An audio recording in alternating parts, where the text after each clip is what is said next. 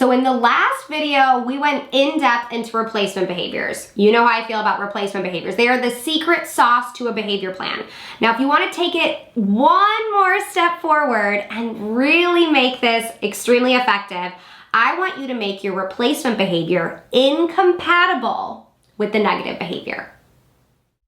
An incompatible replacement behavior cannot occur at the same time as the problem behavior. These two behaviors are incompatible. It is best if you can find an incompatible replacement behavior. This is going to make your data system a lot more smooth, and this is going to really help you decrease that negative behavior more quickly. So you want to think about these two behaviors and really push and think if they can co-occur. Now, these are two behaviors that are incompatible. You cannot sit in a desk raising your hand and wander around the classroom at the same time, right? You can't do both. If you're sitting in your desk, you're not wandering. So you need either or. Those are incompatible. You cannot ask for a break by pointing to a break card on the desk and yell while running towards the break area, right? The break card is on the desk. So you have to be sitting in the desk pointing. You can't be yelling and running. So it's either or. So we have our problem behavior, yelling while running towards the break area, and then we have our replacement behavior, asking for a break by pointing to a break visual. Those are incompatible. They both can't occur at the same time.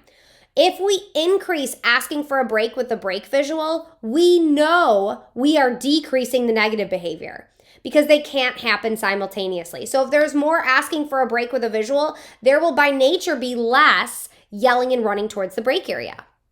So these incompatible replacement behaviors still need to result in the same reinforcement that the negative behavior was resulting in. Remember this, it can't just be an opposite. It can't be like, oh, well, they're running, so I want them to sit.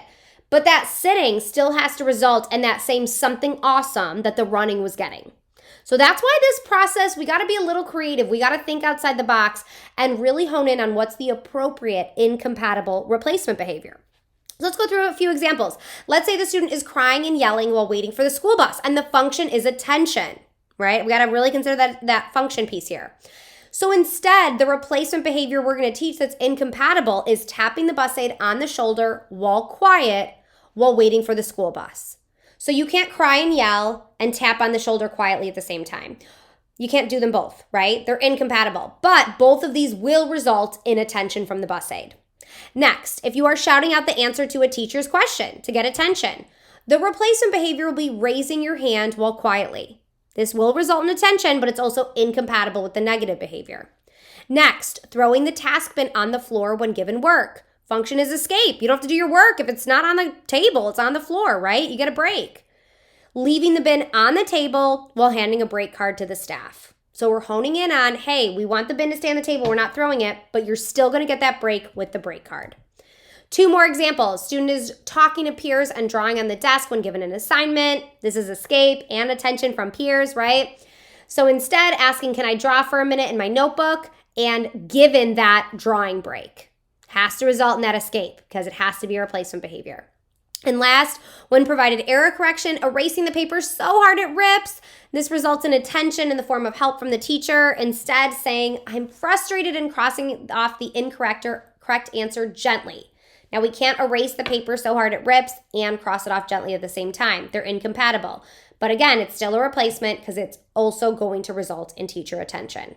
So look at your replacement behaviors. How can you level up and make sure that those replacement behaviors are incompatible with the negative behavior?